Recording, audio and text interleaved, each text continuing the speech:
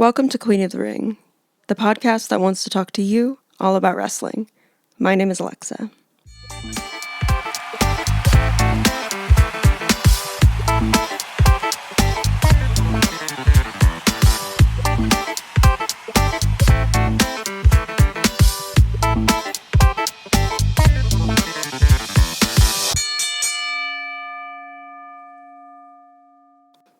Today, I want to do a little bit of a less formal episode and kind of just discuss the women's matches of the 2023 WWE Royal Rumble. The Women's Royal Rumble match was incredible. It wiped the men's completely out of the water, out of the stadium, out of the country. It was absolutely amazing. I want to go over just a few of my favorite highlights. I literally took notes when I rewatched it, but I know I'm not going to be able to mention everything because the women's match was literally an hour and 20 minutes, I think. So I'm going to try as hard as I can. Obviously, we had coming in at number 1 and number 2, Rhea Ripley and Liv Morgan, who make it through this entire match, but I'll get to those details a little bit later, I guess. It's kind of hard for me to talk about this, I feel like, in a cohesive way, so this is all going to sound chaotic as fuck, but I'm going to keep going because the Royal Rumble itself is a little bit chaotic, I guess. Shayna Baszler came tearing out and immediately gave Emma, the coolest, fucking deadlift twist, slam to the ground. It was so cool. I would love if someone would tell me what that was called, but it was sick. When B-Fab came out for just a second, I don't know how Rhea started bleeding, but when she eliminated B-Fab, it looked like she had this crazy welt on her cheek. I don't know how it got there, but you could see it for the rest of the match too. Roxanne Perez came out looking so good with those uppercuts and a swing dancing Hurricane Rana on Rhea. It feels like she could be brought up to the main roster soon, which I imagine so many people are saying as well. And I know damage control doesn't do it for everybody, but I just love Io Shirai so very much. And I mean, of course, I love Bayley as well, but Io is just such an incredible wrestler. And I love getting any chance to see her in the ring. Because immediately when she comes out, the ease with which she moves through these spaces is so cool to watch. And with the ease with which she does a kip up, I just love it. When Natalya Neidhart was called out, I don't remember what number she came in as, but it was so moving and lovely to see her dressed in the style of her father, Jim Neidhart, with that little beret hat and the glasses and the big shoulders. It was really sweet to see. She looked awesome. And it's so crazy when she gets into the ring, just how incredible she makes everybody look. Anytime she wrestles anybody, she makes them look like a superstar. She's such a valuable asset to this company. And although I feel like I didn't see her very much, I love seeing Candice LeRae come out at any time in any circumstance because she is just such a capable wrestler, such a good storyteller. She also makes everybody look so good. It was sick. And I also am not the hugest NXT person since it made that switch from the regular, black and gold NXT to what it is now. But Zoe Stark was so fucking killer, dude. The way that she did a jump slide into the ring was truly, I've never seen someone do that before. It's so simple, but the way she entered the ring was even so spectacular. And she comes right out of the gate giving Io this insane, reverse snap suplex. And then shortly after, pulls herself up over the top rope, bounces on it with her butt, and flips onto Rhea. It is so impressive. When Xia Li came out, the only note I wrote down is, why the braids? But I do usually love Xia for sure. And then that music drops, and the man is announced while the crowd goes freaking wild. I really missed the man, and I really do personally think they need to get rid of that haunted Big Time Bex graphic. I loved her onesie. I thought it was super unique and interesting, and I love when women wrestlers take liberty in their fashion and kind of change it on its head a little bit. I'm not usually a fan of what Becky wears, just for the record, especially when they were pushing that big time Bex thing, but I thought that that was a cool elevated man type look. And then, oh my God, finally, the best thing ever. Asuka comes on out with that freaky, spooky, scary mask and then reveals herself to be Kana, her evil, demented, like previous character that she did, that she would paint her face like a clown. It was so exciting. My boyfriend and I both like jumped up and down and screamed, no joke. I don't know why she wasn't number 30. I'll get into all that with Nia Jax, but over Asuka as Kana, I don't understand why she wasn't number 30. I felt like that would have been way more of a pop to end it on. But either way, she gets started with those spinning back fists and vicious kicks to people's legs immediately, and she is just so breathtaking to watch as a wrestler. And then Miss fucking Piper Niven comes out. I was so excited because fuck Dewdrop so hard. Fuck the fact that they tried to attach her to Eva Marie to get her started in this company. Doesn't make any sense. Piper is an incredible wrestler on her own. I don't know why they had to attach her to another person who's not really a wrestler, or at least hasn't really presented as a wrestler on, in this company as much as other women, especially as Piper. It was so incredible to see, and she was such a shining star throughout this entire match. And then Tamina comes out, and her and Piper size each other up for a while, which just somehow, makes you think of like, I never knew I wanted this, but I want this so bad, please. That would be such a cool fucking match. And then the saddest moment of the night happens, and Chelsea Green comes out, and I was so excited to see her since she had her wrist broken, and then I think she broke her other wrist and has just had a lot of trouble getting back into the main roster in wrestling. And I felt so bad when she's just thrown out immediately. She broke the record for the shortest amount of time in a Royal Rumble, which I think was 5 or 6 seconds. But she looked so amazing, and I really hope that she gets more opportunity after this.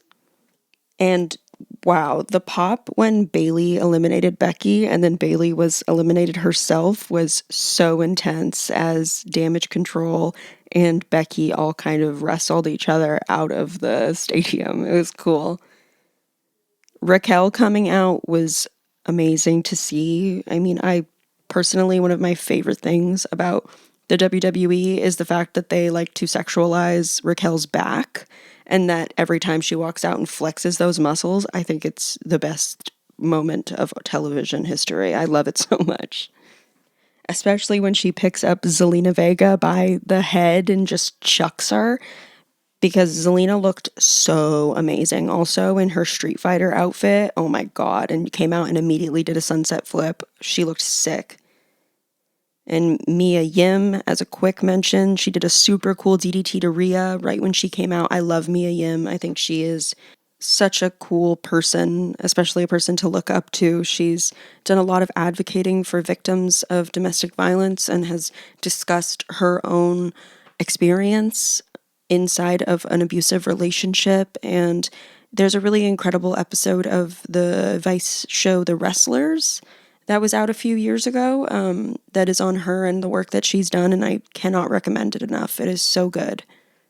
And on a completely different note, while I'm personally not a fan of Lacey Evans, and I never really have been, I do like that she took over Sergeant Slaughter's Cobra Clutch. I like that she's been given some of his things because, I mean, they're both military people. It really only makes sense, I guess. And her finisher is one of my favorite finishers in all of wrestling just because of what it's named. I think it's such a good name when she gives people that right hook and they call it the women's right. I think it's so funny. And I don't want to go for too much longer, so I'll just do some quick shout outs throughout the match. Michelle McCool coming out of the front row, I thought was so fun and cool and hilarious. And that Styles clash she gave immediately was super sick. Sonya Deville, got that crazy gash above her eyebrow, if you saw that. I'm not sure how. I tried to watch and see, but I didn't see anything. Lacey giving Zelina putting her in the Cobra clutch and then dropping her like a bag of rocks from the top rope was insane. Seeing Shotzi come out made me very happy. I love Shotzi so very much. I think she's so cool, and I like seeing her in the ring. I liked seeing her in storylines. I just love her. And then number 30, Nia Jax comes out, and I am not a huge fan of Nia Jax personally, but I guess that's just because of the conversations that have happened around her injuring people and not being very careful with people in the ring.